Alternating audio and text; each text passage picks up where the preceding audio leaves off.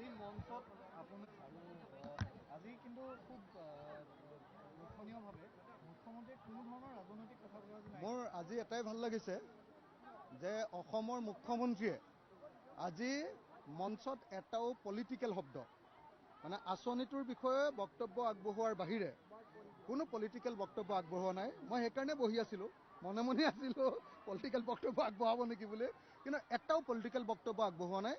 অৱশ্যে তেখেতে কেইটামান প্ৰতিশ্ৰুতি দিছিলে, তলাতল ঘৰ প্ৰকল্পটো, তাৰপিছত দিখৌ দলংখন আৰু হেৰিয়াৰ যমুনাখনৰ খনন আৰু আমাৰ আমাৰ দৰিকাখনৰ গোটেই কামটো কৰি দিম বুলি সেইকেইটা কথা ক'ব বুলি আশা কৰিছিলোঁ, কৈ থৈ যোৱা নাই।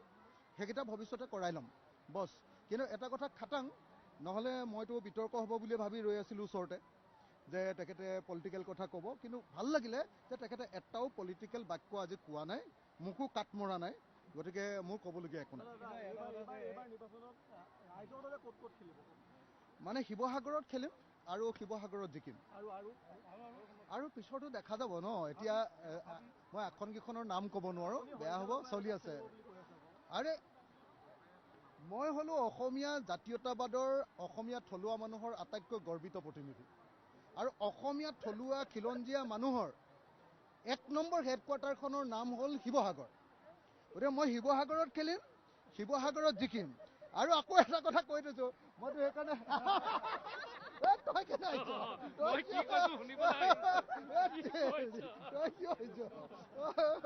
শিৱসাগৰত খেলিম, শিৱসাগৰত জিকিম।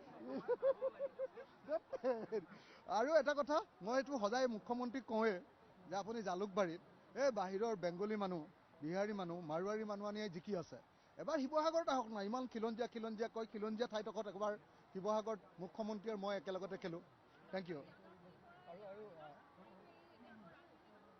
ডক্টৰ জ্ঞানশ্ৰী বৰাই কালি তেখেতৰ এছিষ্টেণ্ট প্ৰফেচৰ পদটো গোৱালপাৰা কলেজত কৰি আছিলে, কেমেষ্ট্ৰি ৰসায়ন বিভাগৰ, খুব চোকা ছোৱালী। কালি তাই পদত্যাগ কৰিছে, ইস্তফা দিছে আৰু সিদ্ধান্ত লৈছে যে কাইলৈ 11 বজাত জ্ঞানশ্ৰী বৰাই ৰাইজৰ দলত যোগদান কৰিব।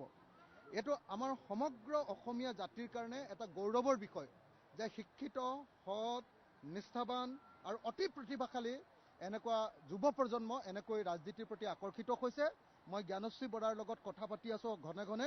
জ্ঞানশ্ৰী মোৰ ভণ্টি, তাইক এইবাৰ ইলেকশ্যনত উঠে নে নুঠে সেই কথাটো মই এতিয়াই ক'ব নোৱাৰোঁ, কিন্তু তাইৰ লগত আজি ৰাতি আমি যাম। এতিয়া ইয়াৰ পৰা মুখ্যমন্ত্ৰীৰ প্ৰগ্ৰেমৰ কাৰণে ৰৈ আছিলোঁ, মুখ্যমন্ত্ৰীৰ প্ৰগ্ৰেম শেষ কৰি এতিয়া গুৱাহাটী যাম, জ্ঞানশ্ৰীৰ লগত কথা পাতিম আৰু জ্ঞানশ্ৰীৰ লগত কথা পাতি তাইক যেনেকুৱা ভূমিকা পালন কৰিব খোজে ৰাজনীতিত, তেনেকুৱা ভূমিকাৰ কাৰণে তাইক মই আদৰণি জনাম।